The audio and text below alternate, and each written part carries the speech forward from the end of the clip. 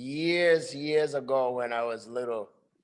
We used to sing it, to sing a song, I will make you a fisher of men, but I didn't know what really it meant. Because a fisherman, there was a guy who used to work in fisheries. He was in charge of fisheries. So any fisherman, if they fished fish that were not supposed, he would either arrest them or whatever. So he was a big man. He was not far from us. You know, we used to look at him as a giant because we used to say, this guy is a fisheries.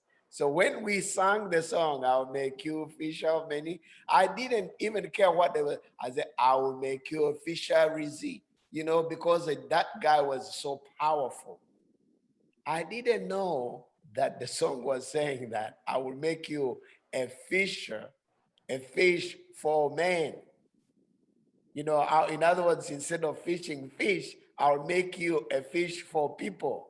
I had no idea what it is, but it is a very powerful statement itself. And this is the statement we're going to discuss about today.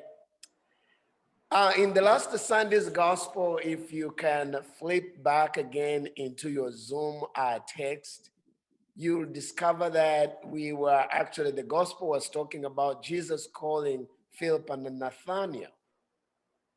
However, we did not elaborate on that, but our sister Linda Matthews, who did a tremendous work, took us a mile further by sharing with us about the call of Dr. Martin Luther King Jr., who felt a call to fight injustice, racism, inequality, and hatred. His dream was that at least 4 of his children, 4 little children, will one day live in a nation where they will not be judged by the color of their skin, but by the content of their character. And that dream still lives today. The guy who was called to fight for justice and still died for the same cause.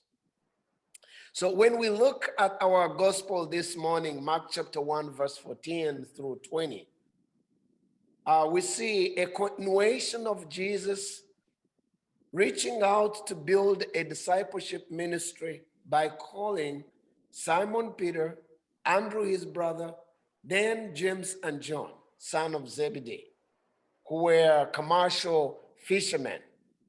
He had a purpose of calling these guys. These guys were fishermen, were commercial fishermen on the Sea of Galilee. Jesus saw them casting the net. I want you to see why, even the purpose of his calling them. He saw them casting the net every day. You know, they were casting into the same Sea of Galilee. They knew its corners. They knew its deepest. They knew its shallow ground. But he saw them casting the net every day in the same sea, using the same boat, using the same method, same technique. And the result at this time, by the time they made the Epiphany with Jesus, the result was not good. Day after day, they struggled with the wind and the water, reaching out to the fish, but they caught nothing. Their daily experience was a routine living on like what we would call maybe, you know, what do I do? Let me just go there. Maybe I'll get something. I don't know. That is what was happening with the disciples. Sometimes, brothers and sisters, we feel the same. When everything we do seems to be a repetition of yesterday and nothing new. When our hope is gone and expectation is shattered, sometimes we fail where to see, where to go, what to do. At that point, we cannot cast the net properly, even in an appropriate place. We cannot even think. At that time, some people give up. At that time, people, you know, blame maybe their whatever expertise, whatever knowledge they have, and they cannot be advised at all. At that time, we become discouraged. We become hopeless. We become negative. The purpose of fishing becomes insignificant, and we begin focusing on mending our way through another kind of business because this is not working. And then sadness kicks in, depression kicks in, illness kicks in, and then we resort into a survival mode because the fishing business is not working. And what is the survival modes? You know that. Just if I can get what to pay the bills, that's it. I just want to pay my bills for today. I just need something to hold my family together. I just want to make sure that my marriage can work out. We just try to grow our children and striving to work towards our retirement. That's it. So we get so discouraged, tired in everything, and become negative in most everything we do. I do believe that you have been in that situation. If not, you have seen some people in the same situation. Even when you're trying to advise them, they say, leave me alone. I'm done. That is where the disciples met Jesus. And so the question was to those disciples, where have all the fish gone? These guys have been in that lake for years. They knew where the fish was, but what happened? Why is it that the fish are no longer biting? I suppose this was what the disciples were thinking. They had been fishing all the night and caught nothing. They were asking, where have all the fish gone? What's going on with us? This is the question on the mind of most of every church in America today. Where are the people? Where have they gone?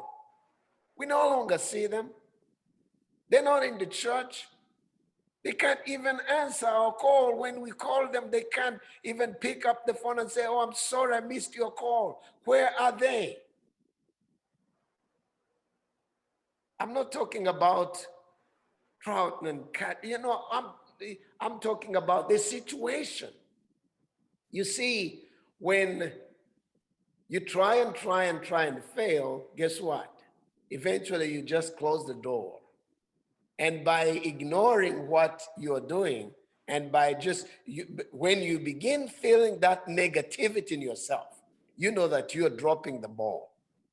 And everything you're going to do is going to become negative.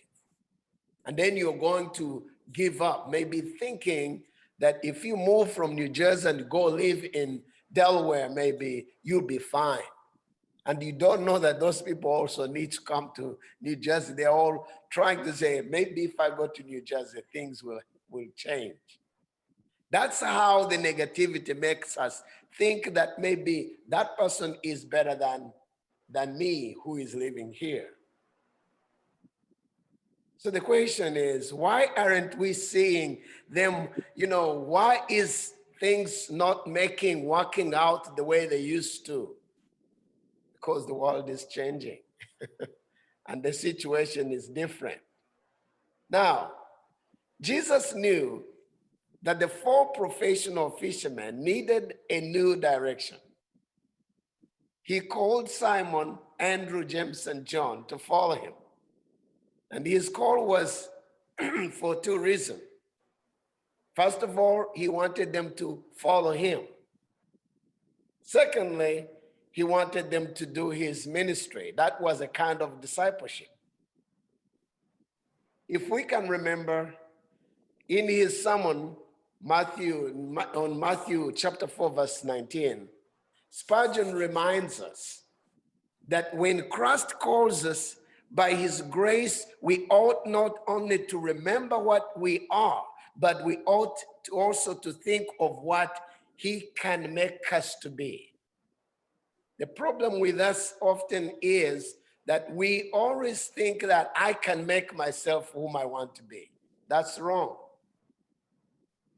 Listen, when he says follow me, it is follow me and I'll make you. We should, he is not saying that follow me because you may make something of yourself. I will make you what?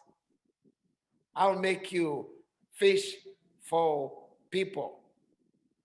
I will make you a disciple who is going to disciple others.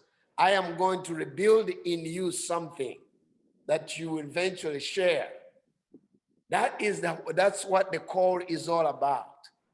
It is not the call for me to rebuild myself. Let's look into what happened in our first reading, in Jonah chapter 3. The story of the prophet Jonah in chapter 3 is a poignantly positioned, very, very important here, because it also talks about the call.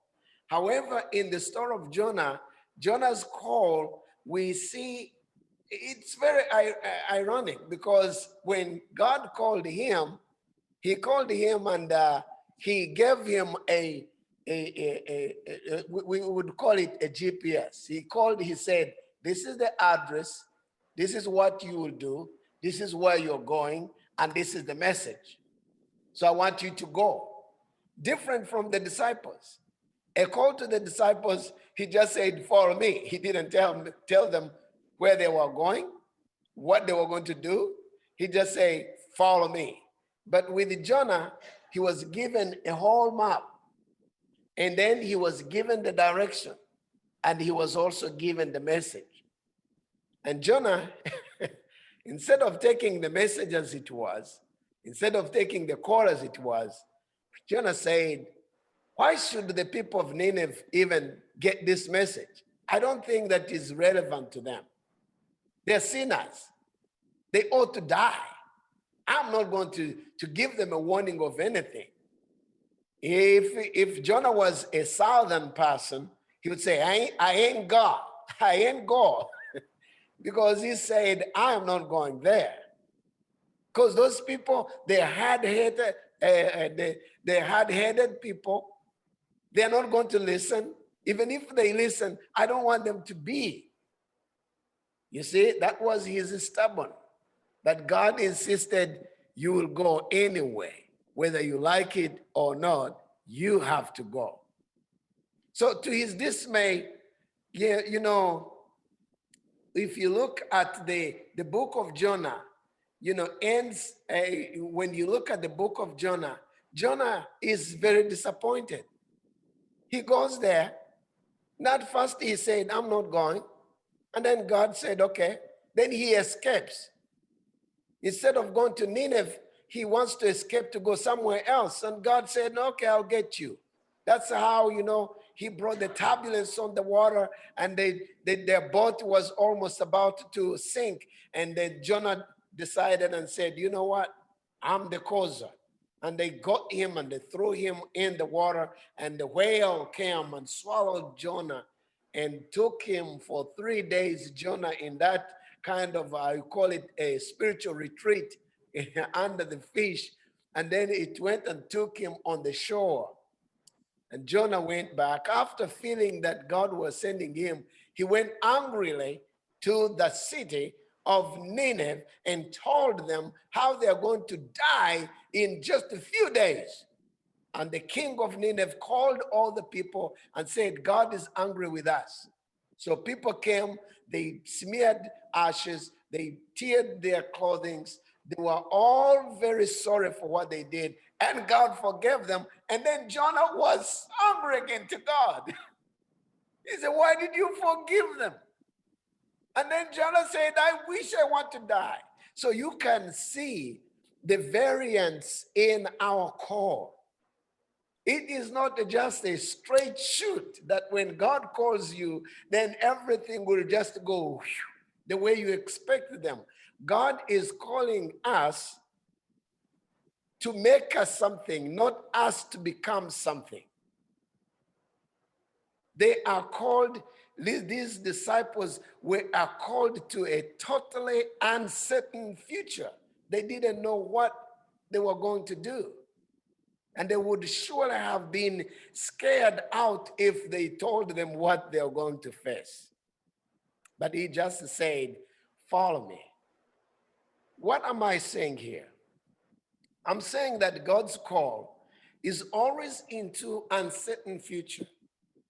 Sometimes he doesn't tell, what we are going to see. He doesn't tell us the calamities we are going to face, the challenges we are going to face. Just tells us, go. Let's go.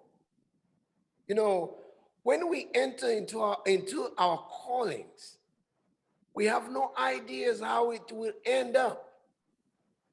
I told you that few days after my ordination as a young man, we had a civil war in our country. And here the government orders that is going to change a Christian nation into a Muslim nation. That was, a time when everything was going wrong. In the south of our country, there was a rebel fighting to oust the government. In the central, there was another government. We were in the middle of uncertainty. We didn't know who was ruling the government. But mainly they were looking, and so the Archbishop was telling us all clergy needs to put on your uniform 24/7. And if it is going to be death, you need to be the first person. You need to be a shield of your congregation. A young man is not yet married. I haven't seen anything of that caliber. And they want me to go and be a shield like this and say, I'm going to be a bulletproof for all the saints. Is that right? Man, that call was tough. I looked at the congregation and all the people started coming in the church, and that's when our churches, the churches in Uganda, started doing a night prayer. People started coming in the church. They said, we'd rather spend a night in the church than in our houses, because they were looting, they were destroying, there were a lot of kind of things happening out there.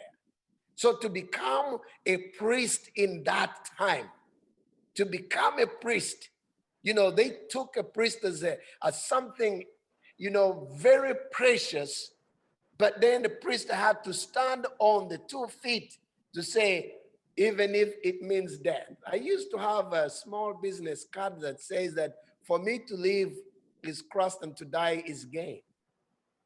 And that's what I saw. So Christ is calling us for uncertainty. He doesn't tell us, I'm calling you to go and drive a nice car, but he's calling us and say, follow me. Jesus says, following me is the moderation in what it means to be my disciple. Follow me in the ancient. Jesus is not calling us to come and, and when Jesus Christ calls us, it's different from how the vestry calls us. You know what you guys, the vestry, did when you were calling me? You went into a kind of a rehearsal of how to put the profile together, what questions to ask, whatever. Then you have to look at whom you are going to call, how qualified that person is, where he's coming from, where did he work, where was he born, how did he, all these kind of things. As far as we can tell, Jesus didn't do a background check to determine the IQ level of these disciples. He didn't look at their financial background. He didn't look at their professional skills. He didn't look at their education. He just called them. Remember, they were fishermen on the Sea of Galilee, which means their education was, You can't say that they had degrees and PhDs. They were just people, ordinary people. He picked people probably much like you and me. Furthermore, his disciples were anything but perfect because they were just ordinary people.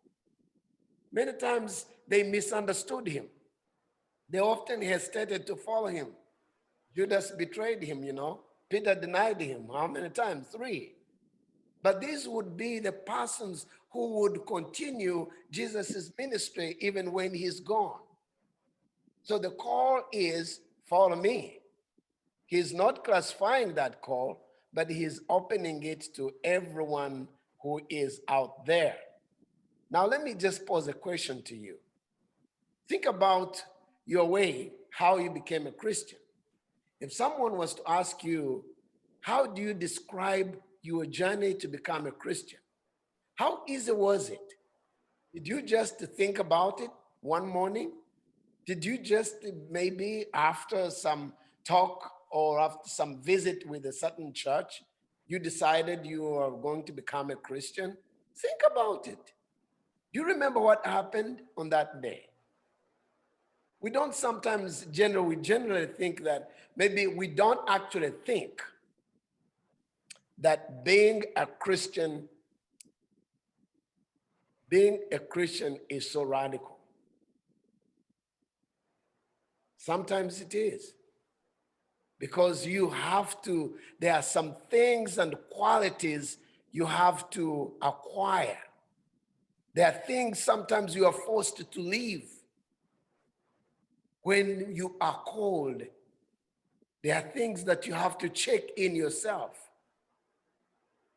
So when we decide to follow Jesus Christ, we need to, first of all, think about who is calling you.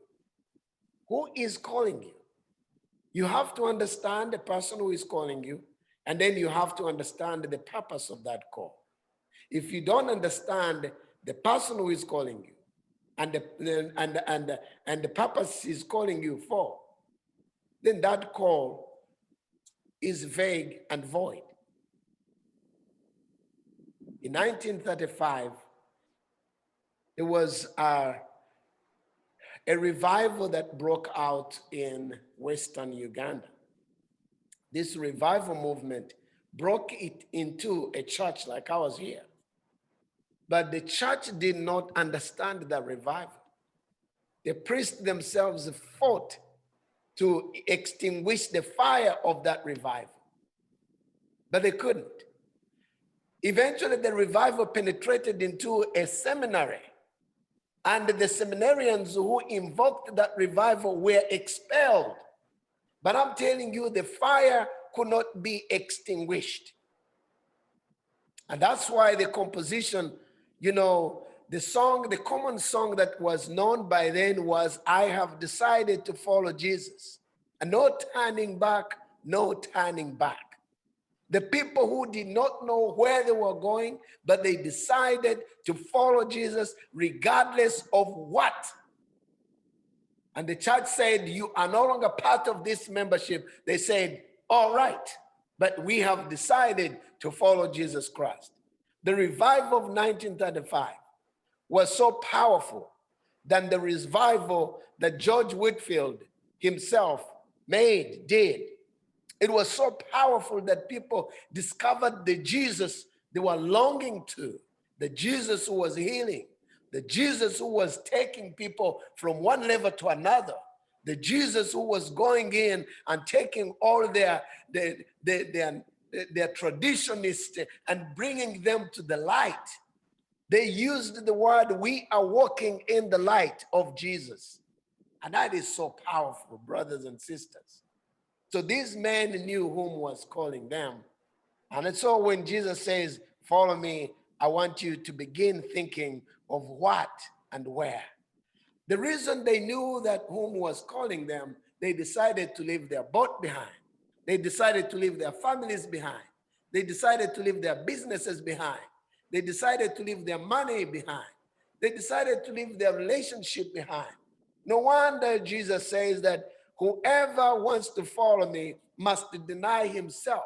Your mother, your father, your whatever, you must cut that relationship with them and then follow me, which is very difficult for us, by the way.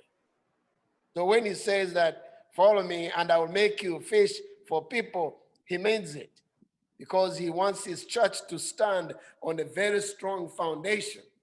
Follow you for how long? I don't know. But there's something that he's calling us for. Because he said that if any man can come to me, if you want to come to him, and you don't hate your father, your mother, your sister, your brother, your relative or friend, oh, then you cannot be my disciple. That was a kind of a controversial reading. The people couldn't say, what is he talking about? Can I really hate my mother and my father and my sister and then claim that I'm following you? That is impossible. Anyway, some of us have been called, but instead of responding to the call, we sit around and bragging about the days, where we're coming from, what we used to do, and what we have failed to do now. Instead of just saying, this is your ministry, this is your call, you've called me, I'm in there, so what do you want me to do? So you and I have been called, just to think about it. But we have been given a task to fish for people. He's not just called us to come and stay idle and fold our arms and say, all right, like we used to do. I used to tell you that I used to have a church where you say, peace. No, not the one, the hugging, but peace, fold our arms. He's not asking us to fold our arms. He's calling us for a reason. He's calling you and me to be practical disciples. If we can really adhere what Christ is saying, the church will not be the same. I sometimes see things on TV and they really take me off. You remember recently when the women decided to follow the Black Lives Matters, and they all converged and they started marching. How many people walked? There were so many, not only in America, but all over the world. You remember that? You remember where all the cities were filled up, despite of what Corona was doing? But people filled the cities and they walked, they marched in the largest number. You remember that? If all Christians were so courageous like those people, what do you think the church would be? The church would be so strong. But the problem is that there's so many who are called, but then they feel so comfortable, they can't even leave their living room. And that's why a call that I'm talking about is just remained a call by name, but is not practical. Christ said, if you adhere to my call, I will make you fish for people. You must answer that call. These disciples left everything. The sons of Zebedee, they left their father in a boat. They did not say, they just said, bye. And they never returned. Paul is another example. Had it not been for the call, the gospel would have remained in Italy, in Spain, probably in England. But because there's some people who heed the call, they had to go across. Others had to develop fever. Others died on the way, but still they took the gospel across. In conclusion, let me just remind you that that call is still on today. He's still knocking at the door. We have a hymn that says that, and I think it is in Lift Every Voice and Sing. It says that Jesus is calling today. There is a time in our lives when we cannot afford to stay still and not act on God's will for our lives. And that time is now. Our scripture does not permit us to sit still, to wait for God's call. He is calling today and now. Tomorrow is too late. You do not know how much you still have on your calendar. But if God has given you this day to be your day, use it. God is calling you. And I want you to join those revivalists by saying, I have decided to follow Jesus. No turning back, no turning back. I'm putting my cross ahead of me, and I'm putting the world behind me. I have promised myself that there is no turning back, no turning back. I'm taking the heed, a call. Jesus is going to be my commander. Amen.